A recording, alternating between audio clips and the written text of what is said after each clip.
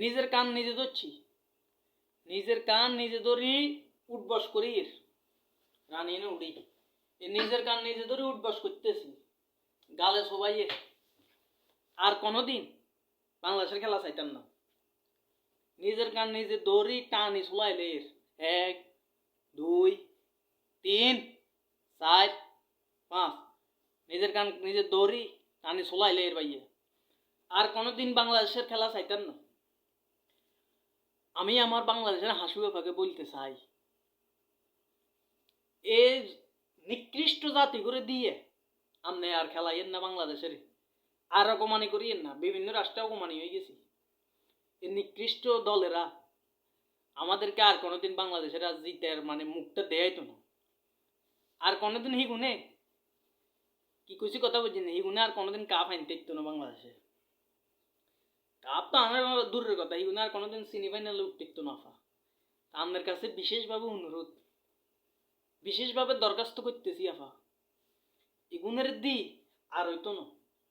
শেষ যে বেড়ারা 115 রান লইতে না, 20 রান লইতে না, আসলে দুঃখ ভরা মনে করেন, অত্যন্ত হৃদয় ভরা ক্রান্ত হয়ে আজকে আসছি এখানে।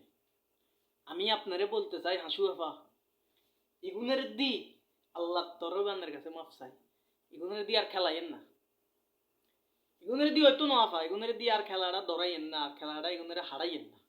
বাংলাদেশে এগুনের যে বেতন দিই খেলার যে বেতনটা দেন, এগুলো আল্লাহর রাস্তে কোনো গরিব মিসকিনের হরিরে দি দেন গই। আল্লাহর কাছে আপনি আখেরাতে মনে করেন বালা কিছু হইবেন, জন্মরি দেবেন গো, আখেরাতে বালা কিছু হইবেন, ওই দানটা যাই আপনার আখেরাতে খাওয়াইব। আমি বলতে চাই এগুনের আছে না, খেলার মধ্যে না দি কোনো মানে যদি গরুর ফার্ম থাক, গরুর ফার্মে আছে না ওই যে ফ্লোর ক্লিন করা না, আর গরুর গোবর বরান কৃষি কাজও দিয়েন না, কারণ আমি একজন কৃষি প্রেমিক। এগুনের যদি কৃষির মধ্যে দেন, ক্ষেত খামারে দেন, ওই কৃষির মর্যাদাও মনে করেন যাইব গই। কৃষির যে একটা সম্মান, আত্মসম্মান, মর্যাদা আফা এটাও যাইব গই। এগুনের দিয়ে আল্লাহ তরবে গরুর গোবর বরান ছাড়া এগুনের দিয়ে আফা আর কিছু হইতো না।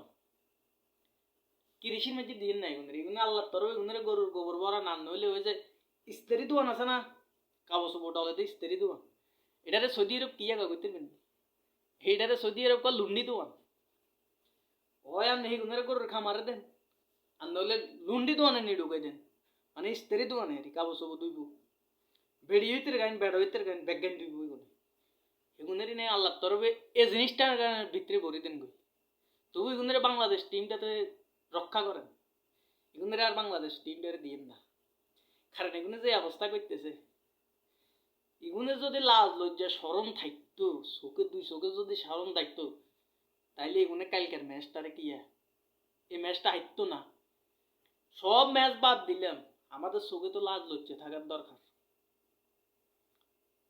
20 ওভারে 50 ওভারে কি করছি না, কত ওভারে 12 ওভারে মনে অলিকেট হয়ে গেছি। আরে আঙ্গু কি শরম রে, কি শান্তি যে আঙ্গুর কাছে লাগে রে, বুঝছেন? ওই সাকিব হেতে তো এবার এমপি হেতের আর খেলার দিকে কোনো মন নাই, কারণ হেতের হন ফগরেটেই আয় যাব, হেতে এমপি হন।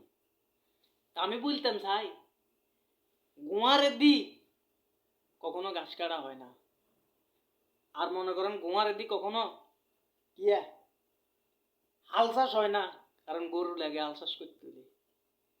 কথা বুঝছেন নি? গোয়ারে দি কখনো হাল চাষ হবে না, কারণ বাংলাদেশের যে একটা অবস্থা পরিস্থিতি, হিন্দি বেলে গাছে কথা কয়, গাছে কথা কই মনে করেন গাছ ভাইরাল, হিন্দি আলার তালা করতে যে ওই যে কি সাপ রাসেল বাইফের সাপ হেতে ভাইরাল, হেতেও ভাইরাল হয়ে গেছে বাংলাদেশে। হিন্দি খেলাটারে হুন মারে দিছে দিয়ে। আমরা এই লজ লজ্জা থেকে অন্তত আমরা বাঁচতে চাই, আগামীতে আমরা বাঁচতে চাই।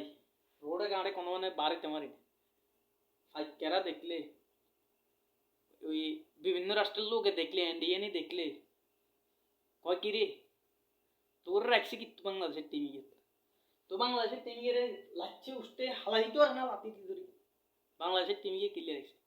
তো কানে ধরছি আজ জীবনে বাংলাদেশের খেলা চাইতাম না, যদি কোনোদিন বাঁচি যাই চাইতাম না। তো সবাই মাপসাপ করে দিয়ে আর এগুনের দিয়ে হাসু আফা বাংলাদেশের খেলা আর হইতো না, এগুনের দিয়ে আমনে ওই গোবর ভরার সবচেয়ে ভালো হইব। এটা করাইলে দেশের উন্নতি হইব। আর মনে করেন যারা আমি একটা খামার দিতেছি, ওই খামারও নিয়োগ দিমু, আমার খামারের নিয়োগ দিমু সাকিবুল হাসানের, তাই হাতে করেন হোগাবে খালি লাতি দিন যদি গোবর না হইতে রে। কথা বুঝেন না কি কইছি? সবাই ভালো থাই।